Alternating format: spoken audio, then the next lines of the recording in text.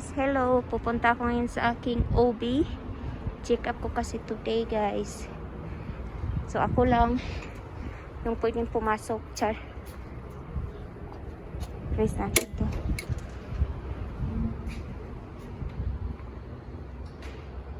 Okay.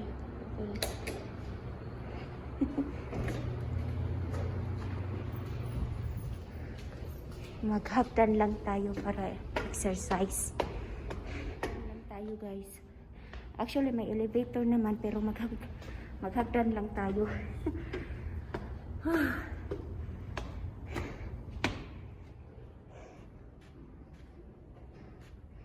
Ayan. Ito yung hallway.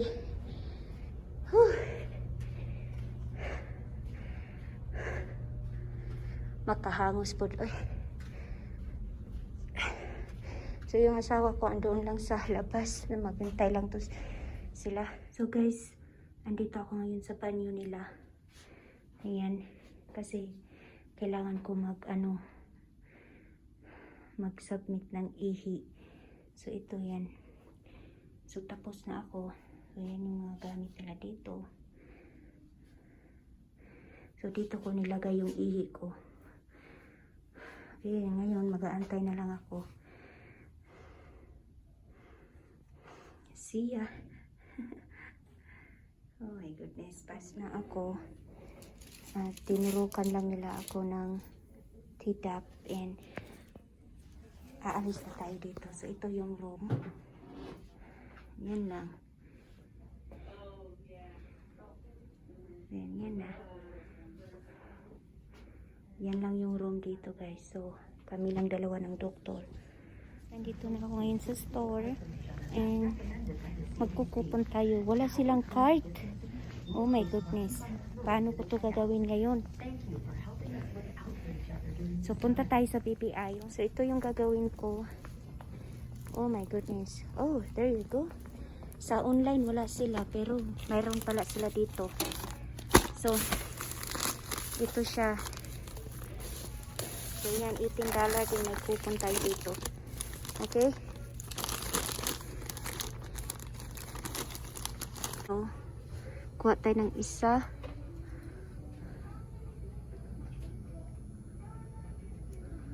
And partneran natin siya guys. Dalawang transaction yung gagawin ko ha.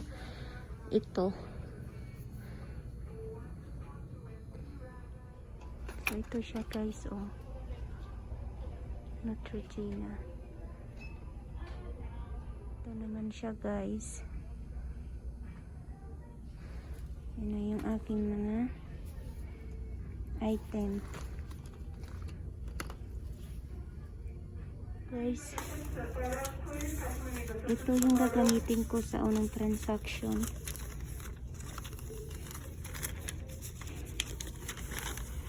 Ito. So yan. Okay. Yung sa pangalawa ko is ito. Gagamit tayo ng points. Umuulan ngayon. Chart. So, tapos na daay ko. So guys, in-scan ko agad yung aking resibo sa Ibotta kasi yung ibang item doon is may offer yung Ibotta which is nakakuha ako ng $8.50. So, ganun lang kadali guys. I-scan mo lang yung resibo mo or picturean mo lang yung resibo mo. So, yung isa kong resibo guys is in-scan ko siya sa aking Fetch Reward na apps which is nagbibigay din siya ng cashback.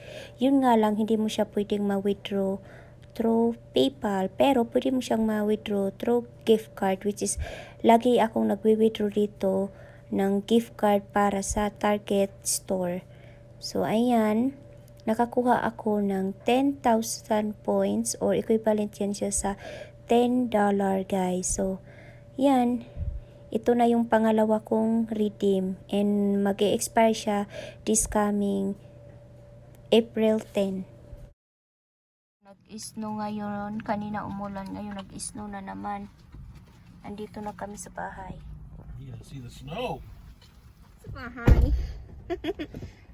So, ayan. So guys, dalawa yung account ko sa iBota. Ito yung account ng asawa ko at yung sa akin. So, yung kaninang nakita nyo at saka ito is iisa lang. Ito yung account ng asawa ko. So, supposed to be $13.50 sana yung cashback ko. Pero, $11.50 kasi yung isang offer is hindi na counted, which is yung Ninja Mas. Isa lang yung binigay nila, which is very wrong. So, kinontak ko ngayon sila and abang-abang na lang tayo ng mga ilang days and then ipabalik nila yung $2 na kulang. Sayang naman kahit $2 yan, pera pa rin yan guys. Malalaman mo na lang guys kapag couponer ka, okay? Guys, andito na ako ngayon sa bahay and ito na yung ating mga items.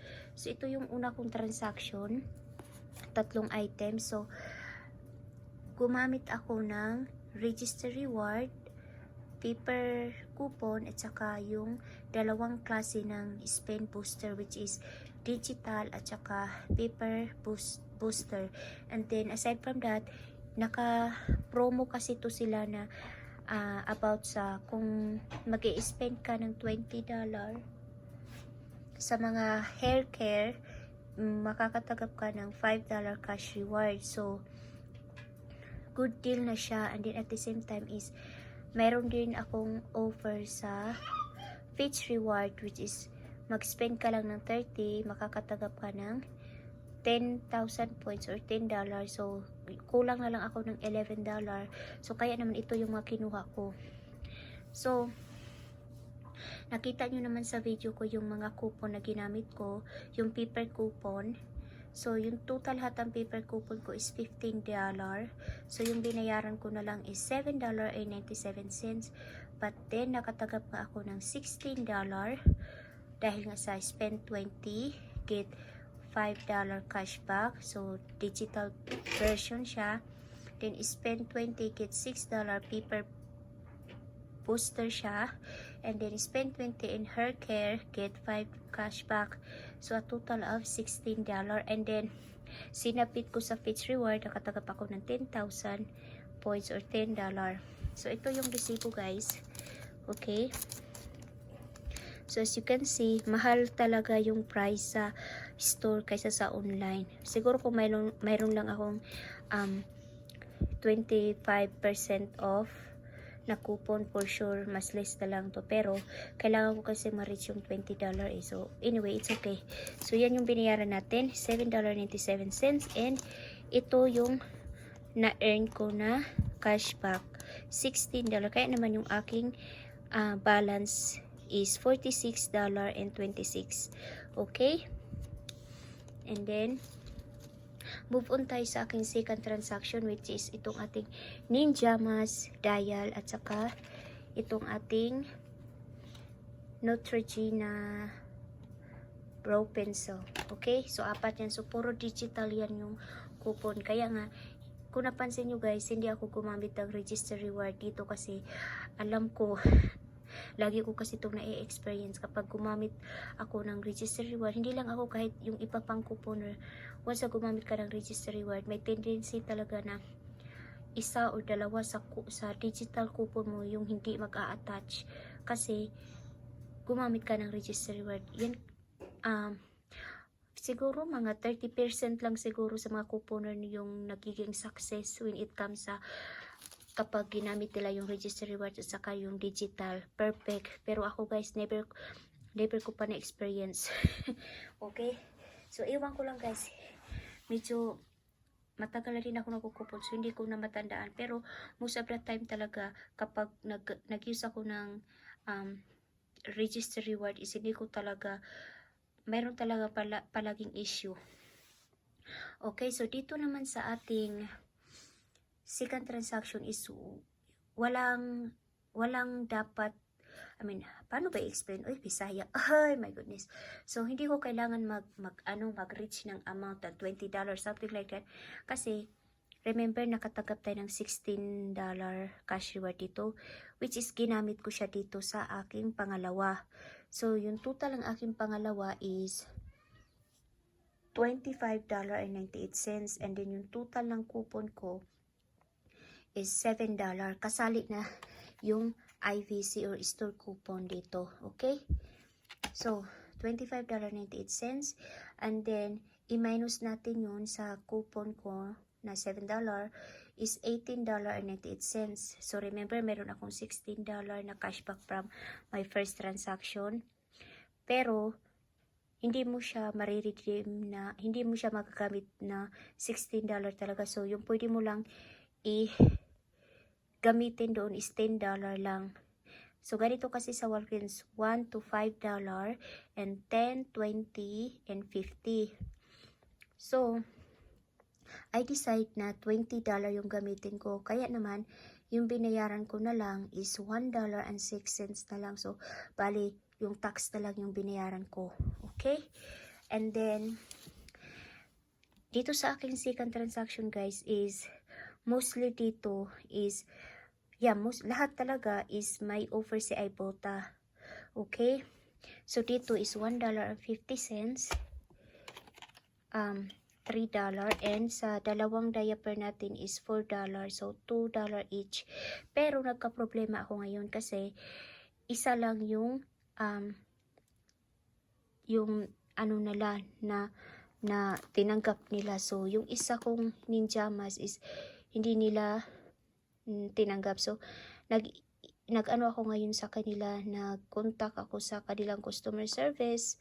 Mayroon namang option doon. So, mag-antay-antay lang tayo kasi babalikan nila tayo. So, i-update ko na lang kayo. So, kulang tayo. And then, since yung ginamit ko na ano ba yun?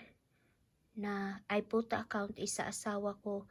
Kaya yung sa asawa ko yung ginamit ko kasi may may $5 bonus siya, which is kailangan ko lang bumili ng 5 offer.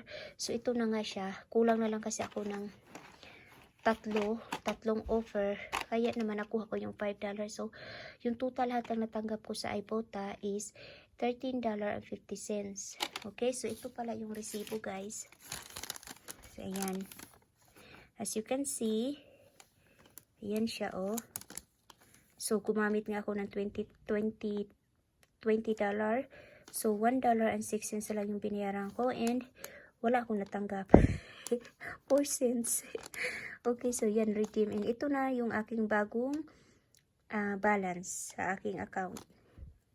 Sa account ng asawa ko. Ay, ate ko pala to. Okay. Sa ate ko pala to na account. So, $26 na lang guys. So, kung i-add mo siya, siguro yung ano ko is $9.03. So, $9.03 lang guys ha, yung ating nagastos today. Pero, may bumalik sa atin na cash reward sa Ibotta na $13.50. And by the way guys, ito, nagka-problema na naman ako.